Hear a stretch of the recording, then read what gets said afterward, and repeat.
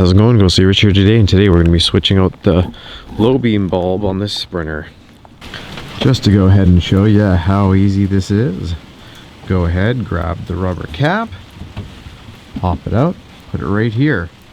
From here, you're going to reach in here, you'll feel that the wires for the bulb, in this case, go to the driver's side firewall.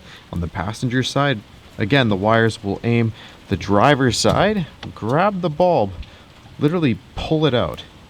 You'll see that it's just like so. You're gonna pop it out of the clip.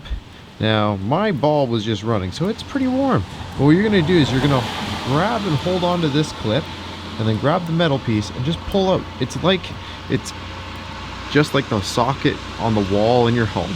It's literally just two prongs, pull it out. I don't know if you'll be able to see it, probably not because of the reflection, but if you could, let's see, come on. Inside that glass filament, it's separated. That's why the bulb is broken. Anyways, we're gonna go ahead, pop this out. There's those two prongs. If you buy some aftermarket LEDs, it'll have the same two prongs. Just go ahead and put it in. You'll also see that they made it multi-directional, meaning that when you slip the plug in, it doesn't matter which way, it's universal. You can slip it in either way and it'll work. As you can see, this is the new light bulb. It's pretty easy. Just slip it in, doesn't matter. Like I said, they're bi-directional. Slip the plug on, make sure the wiring harness faces the firewall, and then from there you simply press the bulb in. You can also monitor that you're not squishing the bulb in some weird way by looking through the lens of the light and watching as you squish it in. It should literally just press back in to the same slot. As long as your wiring harness is aiming at the driver's side fender flare more than the firewall, sorry, you should be fine. Looking through the lens, once it's completely straight once you press it in, you should be able to grab that and wiggle it. It will wiggle, but it won't come away, meaning it won't pull out.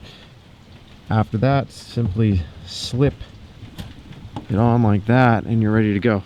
I find the H7 is such an easy bulb harness to switch. I mean, I guess I can't really say anything about the other ones where they just click in and then screw sideways and then you just slip the harness on.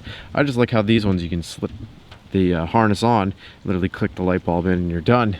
After your bulbs are in, I guess I should have explained these. They do give you some gloves for those of you that are just messy people when you put them on. You don't want to touch the bulb surfaces. If you do, what can happen is the oils of your finger will get on the bulbs or the LEDs, or in this case, especially with halogens, and it'll actually boil the oils from your fingers on the bulbs and then blow the light bulbs from creating hot spots. So whatever you do, don't touch the bulb.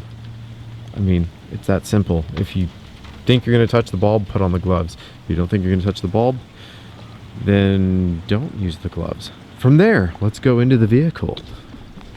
If yours is push to start like mine, all you simply have to do is press the on button, and we're not going to press the brake pedal, but we'll press it one more time. You're going to get all the beautiful lights on the dash, and then simply turn on your low beam.